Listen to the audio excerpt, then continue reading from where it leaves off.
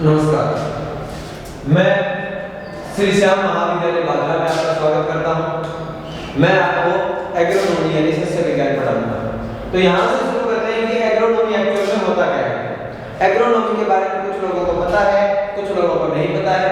Agriculture से start करेंगे पहले कि एग्रीकल्चर होता क्या है। एग्रीकल्चर का थोड़ा सा इंट्रो करेंगे पहले, एग्रीकल्चर के इंट्रो के बाद हम एग्रोनॉमी में जाएंगे।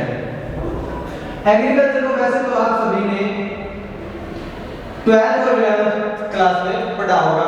मीनिंग और डेफिनेशन देखते हैं इसकी, उसके बाद में पहले थोड़ा सा, उसके बाद में एग्रोनॉमी करेंगे। एग्रीकल्चर, एग्रीकल्चर यानी अगर और कल्चर।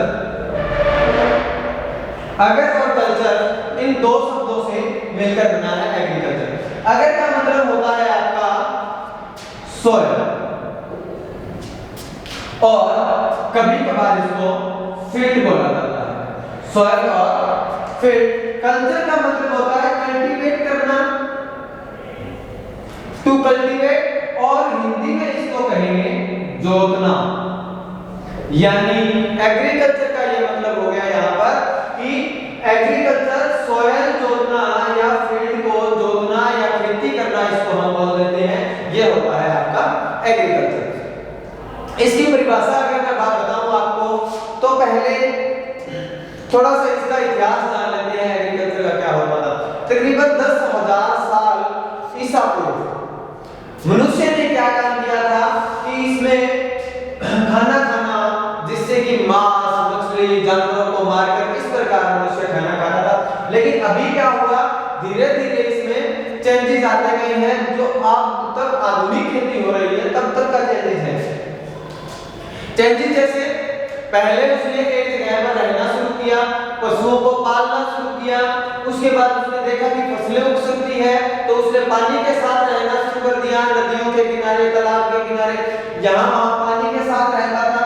पानी के साथ रहते हुए उसने फिर क्या किया कि फसलें उगाना शुरू किया। फसलें उगाना शुरू किया, फिर क्या हो गया, भूमि बंजर होती है। भूमि बंजर हुई तो उसने क्या है, स्थानांतरण खेती को नाम दे दिया। स्थानांतरित करता गया खेती को, यानी कि एक जगह जहां पर खेती बंजर हो गई उस जगह को उसने छोड़ दिया और दूसरी जगह पर वहां उसने क्या किया, खेती करना स्टार्ट कर दिया।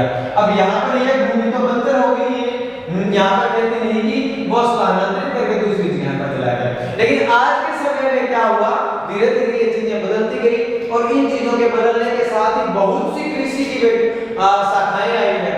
उन शाखाओं में से एक क्या है, एग्रोनॉमी या सस्य विज्ञान। इसके बारे में हम पढ़ेंगे। पहले थोड़ा सा इसके बारे में इसका इंट्रोडक्शन करेंगे।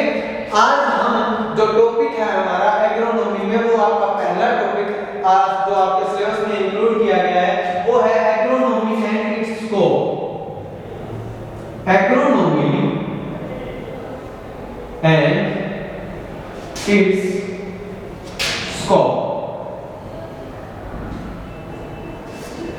यानी कि सस्य विज्ञान और उसके क्षेत्र। स्कोप को हिंदी में क्षेत्र बोल देते हैं, यानी कि कौन कौन से क्षेत्र में वो इंक्लूड है, कौन कौन से क्षेत्र में वो इंक्लूड नहीं है, या किस किस क्षेत्र में वो काम करता है। एग्रोनॉमी एंड इट्स स्कोप, सबसे पहले इसकी जानकारी लेते हैं हम कि एग्रोनॉमी है क्या।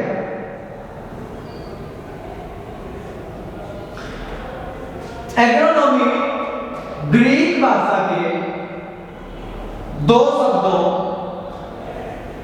अगर और नोमी, अगर और नोमी दो शब्दों से मिलकर बना है। कौन सी भाषा है, ग्रीक। एग्रीकल्चर जो शब्द है वो लैटिन भाषा से बना है, या आप याद रखने के लिए इस प्रकार याद कर सकते हैं कि जिन शब्दों के पीछे कल्चर लगेगा ना, जिन शब्दों के पीछे कल्चर लगेगा वो लैटिन भाषा के शब्द होंगे। चाहे हॉर्टिकल्चर है, चाहे एग्रीकल्चर है, या कोई भी जो कल्चर लगे, जिस शब्द के पीछे आप एग्रीकल्चर की जो ब्रांचेस पढ़ेंगे, शाखाएं पढ़ेंगे, उनमें लगभग भी कल्चर आता है, वो लैटिन भाषा के शब्द होंगे। बाकी जो शब्द आएंगे मैं आपको बताता रहूंगा। एग्रोनॉमी ग्रीक भाषा का शब्द है, एगर और नोमी। एगर का मतलब होता है बेटा फील्ड, एगर का मतलब होता है फील्ड यानी कि खेत। एगर का मतलब क्या है? फील्ड, खेत। नोमी, इसको नोमस लिखा जाता है। नोमस, और नोमस का मतलब होता है टू मैनेज या प्रबंधन करना, या प्रबंधन करना, टू मैनेज। अब अगर हम बात करते हैं, यहां से देखते हैं फील्ड का प्रबंधन करना, फील्ड का मैनेजमेंट करना, खेत का प्रबंधन करना। तो अब यहां से मेरे को एक चीज समझानी पड़ेगी, या अगर आप समझते हो तो कि प्रबंधन करना क्या होता है। प्रबंधन करना एक्चुअल में होता है कि कोई काम है, कोई काम को करने का तरीका क्या है, या उस काम को कैसे किया जाता है ये सोचना, और उसके बाद में उस काम को करने का सबसे आसान तरीका ढूंढ लेना ही प्रबंधन करना कहलाता है। जैसे आप पढ़ाई करते हो, पढ़ाई करते हैं, कोई एक सिलेबस है जो इकोनॉमी का सब्जेक्ट है, उसमें ही आपको मैक्सिमम मार्क्स लाने हैं। तो आप क्या देखते हो कि कोई दो टॉपिक है जो सबसे ज्यादा नंबर के हैं, कोई दो टॉपिक है जो सबसे ज्यादा नंबर के हैं, आप उनको मार्क करेंगे और उनको सबसे पहले पढ़ेंगे। फिर देखेंगे कौन सा टॉपिक इजी है और जिसके मार्क्स भी अच्छे हैं वो पढ़ेंगे। फिर उसके बाद में लास्ट में आप वो पढ़ते हो जो कम मार्क्स के है और थोड़ा मुश्किल टॉपिक आ जाता है, या उसको आप छोड़ भी देते हैं और इन पर ज्यादा ध्यान देते हैं। यानी कि सीधा सिंपल सा वह तरीका जो मैनेज करना है या प्रबंधन करना है, यानी कि वह तरीका कि किसी काम को कैसे किया जाए और उस काम को करने का सबसे आसान तरीका क्या है, क्या कहलाता है आपका प्रबंधन करना। अब एग्रोनॉमी पे वापस आते हैं। ग्रीक भाषा का शब्द है फील्ड को मैनेज करना, यानी तो खेत का प्रबंधन करना। अब देखो, एक कोई भी किसान है, वो खेती करता है। किसान अगर खेती करता है तो उसको सबसे पहले क्या सोचना है, क्या प्रबंधन करना है? उसको पहले सबसे पहले प्रबंधन करना है क्या? सबसे पहले चीज सोचेगा कि उसके पास खेत कितना है। दूसरी चीज उसको सोचना है कि कौन सी फसल बोनी है। तीसरी चीज उसको सोचना है कि ये फसल है वो कौन से वातावरण में बोई जा सकती है, वो वातावरण उसके अनुकूल है या नहीं है।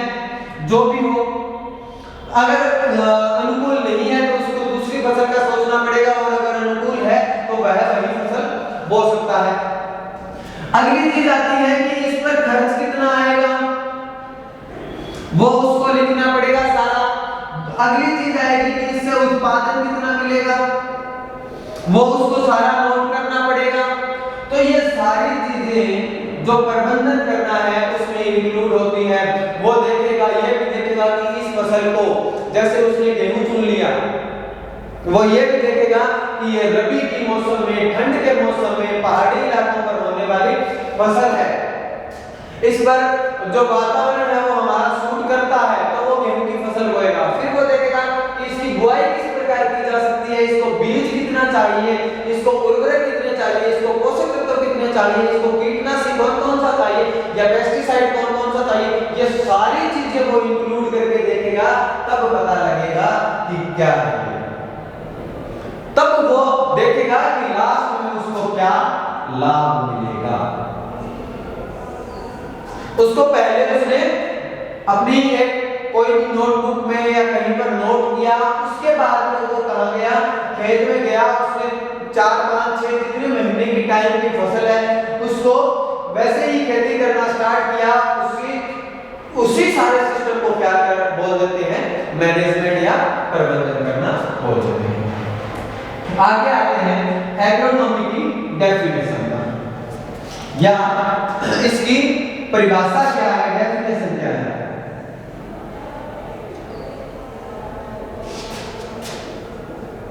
ये आप अपनी नोटबुक में लिखना चाहो तो लिख सकते हो, लेकिन मैं लिखूंगा नहीं, इसमें ज्यादा टाइम खर्च हो जाता है। वीडियो छोटी बनानी है, इसलिए आप अगर नोटबुक में लिखना चाहो तो मैं लिखा देता हूं। डेफिनेशन और परिभाषा क्या कहती है? एग्रोनॉमी, एग्रोनॉमी एग्रीकल्चर साइंस की वह शाखा है, वह ब्रांच है जिसमें फसल उत्पादन और मृदा प्रबंधन के बारे में अध्ययन किया जाता है या मृदा प्रबंधन किया जाता है।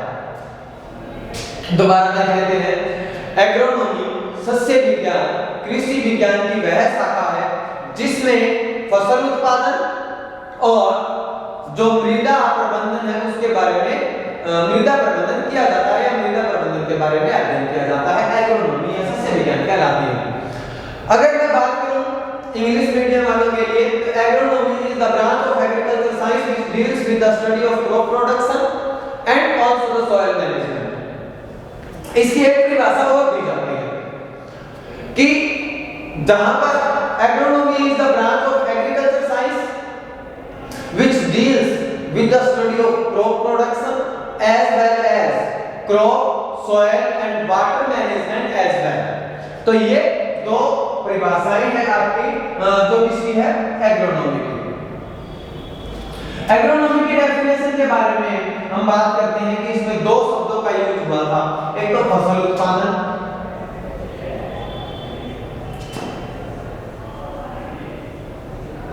और मृदा प्रबंधन।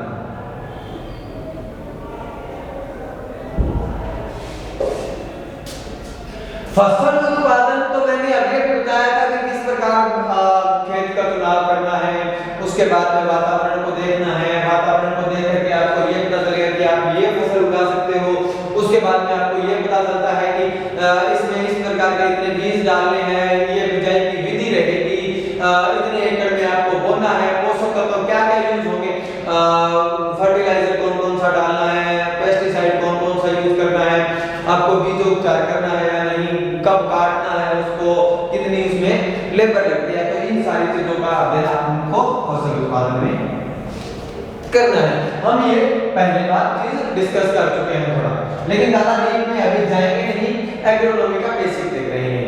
डीप में धीरे धीरे जैसे जैसे सिलेबस आगे बढ़ेगा सारी चीजें डीप में पढ़ेंगे। दूसरा चीज आता है मृदा प्रबंधन, सॉइल मैनेजमेंट। देखो एग्रोनॉमी के अंदर सबसे इंपॉर्टेंट चीज रहती है वो दो चीजें हैं, एक तो फसल है और दूसरा है मृदा। फसल में आपको सीधा सिंपल सी चीजें देखनी है जो हम बात करते हैं। मृदा में क्या है कि मृदा की जो फर्टिलिटी है, मृदा की जो फर्टिलिटी है या उत्पादक क्षमता है वो खराब ना हो, मृदा की नमी खराब ना हो, मृदा की स्ट्रक्चर खराब ना हो, मृदा में पोषक तत्वों की कमी ना आए। तो इन सभी का ध्यान में रखते हुए हमें जो फसल उगानी है वो किस में आती है? सस्य विज्ञान में। सस्य विज्ञान में आमतौर पर क्या क्या पढ़ा जाता है ये थोड़ा सा डिस्कस कर लेते हैं, उसके बाद में इसके क्षेत्र देखेंगे। क्षेत्र देखेंगे, स्कोप देखेंगे, लेकिन उससे पहले हम देखते हैं इसमें कौन कौन सी फसलें पढ़ी जाती है ताकि एक बच्चे को अंदाजा लग जाता है कि इस चीज के बारे में हम पढ़ रहे हैं। एग्रोनॉमी और कई बार ये होता है कि परिभाषा समझ में नहीं आती या मीनिंग समझ में नहीं आता, तो उसके बाद में हमें क्रॉप्स बतानी पड़ती है कि ये पढ़ते हैं बेटा। तो जो बच्चे किसान परिवार से हैं या जिन्होंने कभी भी खेती किया या खेती को देखते हैं तो उनको पता लग जाता है कि हाँ इस बारे में बात चल रही है एक्चुअल में। तो हम देख लेते हैं पहले तो खाद्यान्न फसलें ना मुख्यतः 5 या 4 खाद्यान्न की फसलें रहती है। धान, जिसको आमतौर पर चावल बोला जाता है, लेकिन धान और चावल में मैं यही बता दूं कि आपको अंतर होता है। धान और चावल में क्या अंतर है? जब तक वो पौधे के अंदर है और या जब तक वो छिलके के अंदर है चावल, तब तक तो वह धान, और जैसे ही वो छिलके से बाहर निकल जाता है उसको क्या बोलेंगे?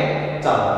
दूसरी फसल आती है इसमें गेहूं, जौ, बाजरा, मक्का आदि। इस प्रकार की फसलों को खाद्यान्न बोलते हैं जो सस्य विज्ञान में पढ़ी जाती है। दूसरी चीज आती है दलहन। दलहन को इसमें पढ़ते हैं जितनी भी प्रकार के मूंग, मोठ, मसूर, चना, जितनी भी प्रकार की दालें हैं, अरहर है, सोया है, जितनी भी प्रकार की दालें हैं वो सब इसमें पढ़ते हैं। ठीक है। तीसरी प्रकार की आती है तिलहन। तिलहन फसलों में क्या आता है भाई, जिनसे तेल निकलता है।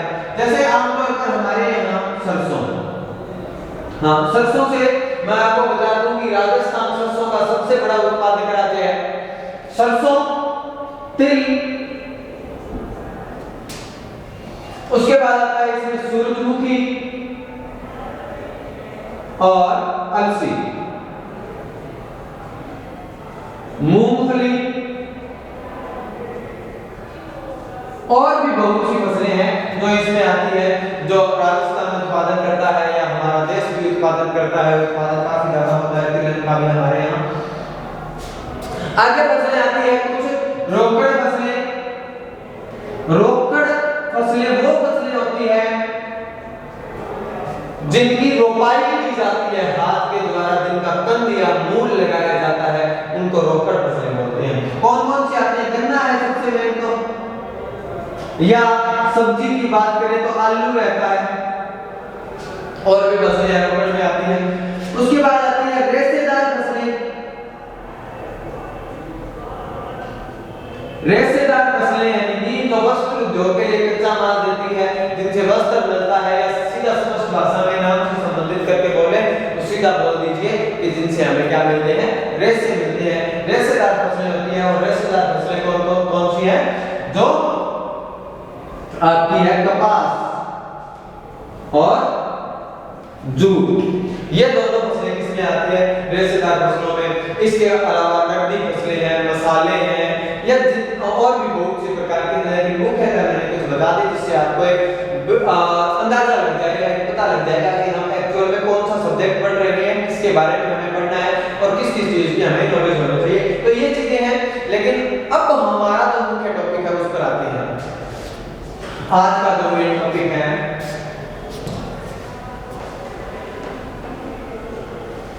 उस पर चलते हैं, यानी कि एग्रोनॉमी के बारे में हमने थोड़ा पता कर लिया कि हमें एक्चुअल में पढ़ना किसके बारे में। इसके बारे में बात करते हैं, इसके स्कोप क्या है। स्कोप या क्षेत्र। स्कोप और क्षेत्र का सीधा सा मतलब है कि हमारे यहाँ ये समझना है चीज के बारे में कि ये किस किस जगह पर काम आएगी, या इसके अंदर कौन कौन सी चीजें इंक्लूड करेंगे, या खेती से रिलेटेड कौन कौन सी चीजों के बारे में हमें ये बताएगा। स्कोप और क्षेत्र सीधा सिंपल सी चीज है। सबसे पहले तो हमें मृदा,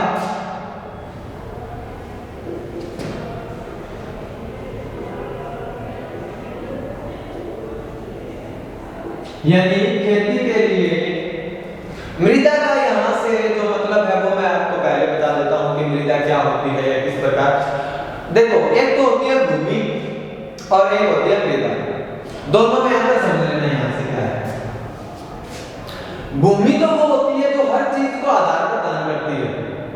जहां पर आप खड़े हैं, बैठे हैं, वो भूमि जो आधार दे रहा है, जो इस बिल्डिंग को आधार दे रहा है, जो कैमरे को आधार दे रहा है, और जो हर एक चीज का सबसे बेस होता है, उसको बोलते हैं भूमि, लैंड। फिर मृदा और सॉइल क्या है? मृदा और सॉइल वो है जो एक पौधे को आधार देता है, एक पौधे को आधार देता है, उसको सपोर्ट देता है, उसको जड़ देता है और उसको पोषक तत्व प्रदान करता है, वो कहलाती है मृदा। बात समझ में आई? दोबारा बता देता हूं। मृदा वो है जिससे एक पौधे को आधार मिलता है, पौधे को सपोर्ट मिलता है जिससे पौधा गिरे नहीं, और पौधे को पोषक तत्व मिलता है, और उसके साथ साथ पौधे को जल भी वहां से मिलता है। मृदा प्रबंधन, यानी कि अब इसका प्रबंधन करना है, इसका मैनेजमेंट, इसका ध्यान रखना है मृदा का। वो किस प्रकार होगा? वो होगा कि इसकी फर्टिलिटी का, इसकी जो उत्पादक क्षमता है ना, उसका ध्यान रखना है। उसकी उत्पादक इसकी उत्पादक क्षमता का ध्यान रखना है। उत्पादक क्षमता क्या होती है, या हम ये देख लेते हैं कि मृदा की वह क्षमता जिसमें उसमें फसल उगाने की कितनी एबिलिटी है वो कितनी योग्य है। कई बार हम कई भूमियों पर जहां पर पौधे नहीं उगते उन भूमियों को बंजर भूमि बोल देते हैं।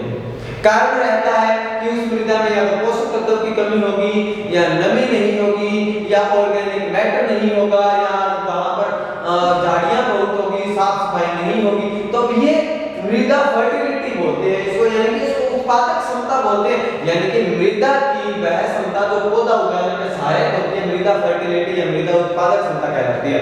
तो अगर वो नहीं होगी, अब इस ये प्रभावित कैसे होते हैं? ये प्रभावित होते हैं जैसे बार बार आपने एक फसल उगाई। जैसे अगर मैं बात करूं, आपने धान उगाना शुरू कर दिया या गेहूं उगाना शुरू कर दिया, आपने धान और गेहूं उगाया तो आपने ज्यादा से ज्यादा उर्वरक डाले उसमें, और आप यूं मान लीजिए कि 6, 7, 8, 10 साल तक लगातार उसमें उर्वरक डालते जा रहे हैं।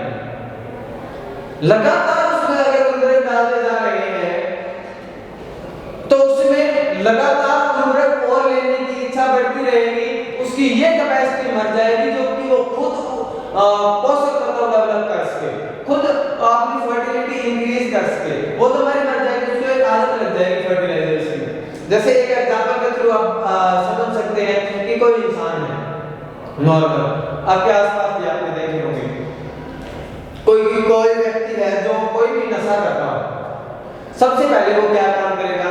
नशा थोड़ा करेगा, उसके बाद में बढ़ता जाएगा, उसके बाद में फिर बढ़ेगा, उसका क्या है वो नशे करने का आदी हो जाएगा, वो डेली लेगा। उसी प्रकार मृदा का हाल है, उसी प्रकार मृदा है, वो क्या करता है कि एक सबसे पहले क्या है उसमें थोड़ा उर्वरक डाला, 5 किलोग्राम 6 किलोग्राम, उसके बाद 15 20 25 30 50 100, और आजकल तो हालात ये है कि एक एकड़ भूमि में 150 150 200 किलोग्राम उर्वरक तक डाले जाते हैं, और उसके बाद में उसका फर्टिलिटी ठीक होती है। तो इस प्रकार उसकी क्या है उत्पादक क्षमता कम हो जाती है। ये किससे होती है? उर्वरक या फर्टिलाइजर या पेस्टिसाइड जो कीटनाशक बोल देते हैं उनकी मात्रा को बढ़ाने से क्या हो जाती है? मृदा प्रबंधन खराब हो जाता है, मृदा प्रबंधन नहीं रहता। दूसरी चीज आती है कि मृदा में बहुत ज्यादा पानी खड़ा रहा तो भी पौधे नहीं हो सकते। मृदा में नमी की कमी होगी, बिल्कुल सूखी मृदा होगी तो भी नहीं हो सकता। तो इस प्रकार की जो चीजें हैं वो इसके क्षेत्र में आती है, इसके स्कोप में मृदा का प्रबंधन। दूसरी चीज इसमें हम पढ़ते हैं, ये भी आपको सारी चीजें जिस प्रकार समझ आ जाए उसी प्रकार साथ के साथ नोट्स बनाते रहना अपना, ताकि दोबारा रिवीजन करें तो वीडियो ना देखें, दोबारा रिवीजन करें तो आपको क्या है लगातार अपनी नोटबुक में जिसके अकॉर्डिंग आपने जिस प्रकार बातों को समझा है उसी प्रकार आप लिखते रहें। ठीक है, इस पर आते हैं। दूसरा पॉइंट क्या है?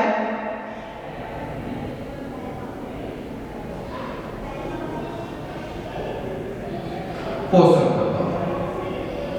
पोषक तत्वों का प्रबंधन कह लीजिए, पोषक तत्वों के बारे में बात करना कह लीजिए, तो इसमें हम बात करते हैं ये कि पोषक तत्वों में सीधी सिंपल सी चीज रहती है। क्या है कि एक पौधा है, एक पौधे को आर्नन और स्टाउट नाम के दो वैज्ञानिक से उन्होंने 1939 में ये बताया था कि पौधे को पोषक तत्व चाहिए, तो उन्होंने बता दिया। फिर लोगों ने पूछा भाई ये पोषक तत्व होता क्या है, ये तो बताओ। तो फिर उन्होंने पोषक तत्व की परिभाषा दी थी। आमतौर पर हम बात करते हैं कि कोई भी पौधे में तकरीबन 90 तत्व मिल सकते हैं, ज्यादा से ज्यादा कोई भी पौधे में 90 पोषक तत्व मिल सकते हैं, 30 मिल सकते हैं अधिकतर पौधों में, 30 पोषक तत्व अधिकतर पौधों में पोषक तत्व मिल सकते हैं। उसके बाद में आता है कि इन तत्वों में से ये इतने तत्व मिल सकते हैं, उसके बाद में आता है इन तत्वों में से आपको पोषक तत्व किस को बुलाना है और कौन कौन से पोषक तत्व है। तो आर्नन और स्टाउट नाम के दो वैज्ञानिक आए, आर्नन एंड स्टाउट, ये दो वैज्ञानिक थे। ये आए कब? 1939 में इन्होंने वो कांसेप्ट लेकर आए थे जो पोषक तत्वों की परिभाषा बताता था। उन्होंने कहा था कि कोई भी पोषक तत्व की कमी हो जाए, पोषक तत्व के जो 2-3 लक्षण है, गुण है, उसके बारे में बात कर रहे हैं। उन्होंने कहा था कि पोषक तत्व की अगर कमी हो जाए कोई पौधे में, सारे पौधे एक जैसा लक्षण दिखाई देंगे। जैसे अगर किसी पौधे में नाइट्रोजन की कमी होगी तो उसका रंग पीला हो जाएगा पत्तियों का। दूसरे पौधे में अगर नाइट्रोजन की कमी होगी तो पीला ही होगा, कोई और कोई लक्षण नहीं दिखाई देगा। तीसरे पौधे में कमी होगी तो भी पीला ही होगा, कोई और कोई लक्षण नहीं दिखाई देगा। जैसे फास्फोरस की कमी होगी तो पत्तियों का रंग, जो पुरानी पत्तियां हैं उनका रंग बैंगनी ही होगा, और कोई रंग नहीं हो सकता या और कोई लक्षण नहीं दिखाई दे सकते। सभी पौधों में ये एक जैसा होगा। उन्होंने पहले बात कही। दूसरी बात उन्होंने कही थी कि ये मेटाबॉलिक उपापचयी क्रियाओं में सहायक होना चाहिए जो तत्व है, तभी उसको पोषक तत्व बोला जाएगा। उन लोगों ने कहा ठीक है। तीसरी बात जो इन्होंने कही थी वो ये कहा था कि इनकी वानस्पतिक वृद्धि यानी वेजिटेटिव ग्रोथ, और दूसरा इनकी उपज यानी प्रोडक्शन, अगर कोई पोषक तत्व की कमी हो गई तो उससे प्रभावित होगी, उसमें गिरावट आएगी। किसमें? वानस्पतिक वृद्धि में, और दूसरी चीज है किसमें? उनकी उपज कम हो जाएगी। तो इन सभी चीजों पर प्रभाव पड़ेगा किसका? पोषक तत्व का। तो इस प्रकार से उन्होंने बताया था कि एक पौधे को अपना जीवन चक्र पूरा करने के लिए तकरीबन 16 पोषक तत्वों की जरूरत होती है। कार्बन है, हाइड्रोजन है, ऑक्सीजन है, nitrogen, phosphorus, potassium, calcium, magnesium, sulphur, इस प्रकार के 16 पोषक तत्व हैं जो जरूरत होती है। लेकिन जैसे जैसे विकास होता गया, हम आगे बढ़ते गए, एक्चुअल में उन्होंने 1939 में तो बताया था कि पोषक तत्व चाहिए होते हैं। 1954 में उन्होंने पोषक तत्वों की परिभाषा दी थी। परिभाषा कब दी थी? ये कुछ तो 1954 में, जो अभी मैंने तो पहले बताया कि वो परिभाषा नहीं होती। हाँ, पोषक तत्व 16 उन्होंने बता दिया तो 16 चाहिए नहीं, लेकिन अब आज के दिन हम मानते हैं 17। एक और ऐड किया है निकेल, लेकिन इसके फंक्शंस के बारे में, इसके कार्यों के बारे में, इसकी कमी के लक्षणों के बारे में, इसको पोषक तत्व बहुत जरूर दिया है अब तक, लेकिन इसकी कमी और इसके लक्षण, इसके कार्यों के बारे में अभी तक स्पष्ट रूप से वैज्ञानिकों को नहीं मालूम है। हाँ, उसके जो पोषक तत्वों की जो कंडीशन है वो सारी फुलफिल करता है ये। इसके लक्षण भी एक जैसे दिखाई देते हैं, अगर कमी हो जाए तो सभी पौधों में, और अगर इसकी कमी हो जाए तो उपज भी प्रभावित होती है, वानस्पतिक वृद्धि भी कम होती है, क्योंकि कुछ रिएक्शंस में ये इन्वॉल्व होता है, कुछ अभिक्रियाओं में ये कार्य करता है। तो अगर वो अभिक्रियाएं नहीं होती पौधे की उपज पर प्रभाव डालता है। लेकिन अभी तक स्पष्ट रूप से ये सामने दिया है कि ये निकेल ये काम करता है। जैसे नाइट्रोजन का स्पष्ट रूप से लोगों को पता रहता है कि क्लोरोफिल बनाने में सहायक होता है, फोटोसिंथेसिस में हेल्पफुल होता है। तो ये स्पष्ट रूप से इसका निकेल का नहीं पता लगा है कि इसका क्या काम है, लेकिन ये पोषक तत्वों की कैटेगरी में आजकल आने लगा है। तो हमें पोषक तत्व पूछे कि पौधे के लिए आवश्यक पोषक तत्व कितने जरूरी है, तो हमें बताना है 17। तीसरी चीज आती है बेटा खरपतवार।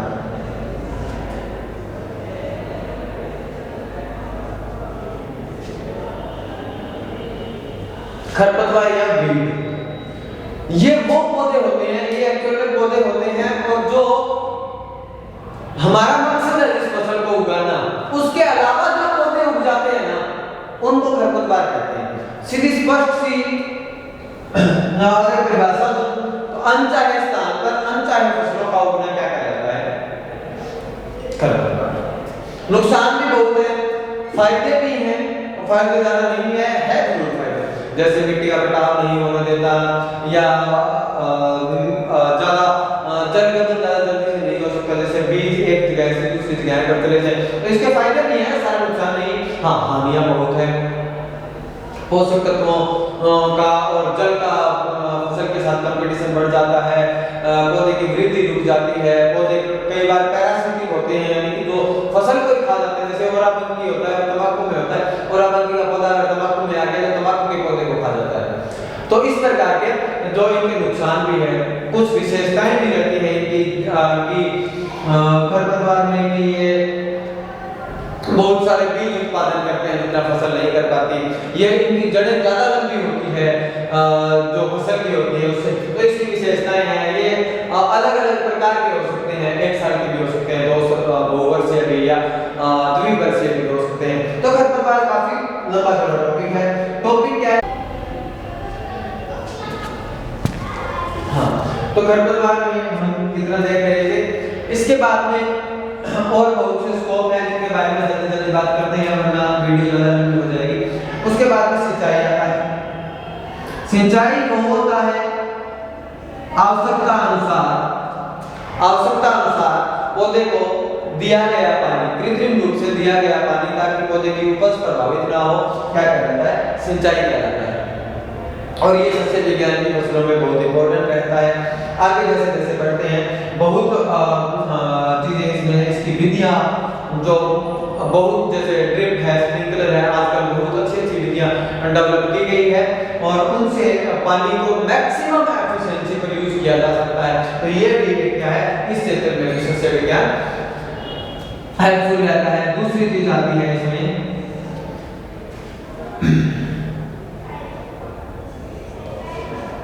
कि जितने भी इस क्षेत्र में आपके एग्रोनॉमी है उसमें जितने भी प्रकार के कीट आते हैं उनका अध्ययन, उनके बारे में जितनी भी फसलों में जितने भी कीटों से रोग आते हैं वो इसके अंदर अध्ययन किए जाते हैं। अगली चीज आती है इसमें फॉरेस्ट्री का थोड़ा सा पार्ट आता है लेकिन इसमें इंक्लूड नहीं करते, उसको थोड़ा सा यूं बोल देते हैं कि एग्रो फॉरेस्ट्री।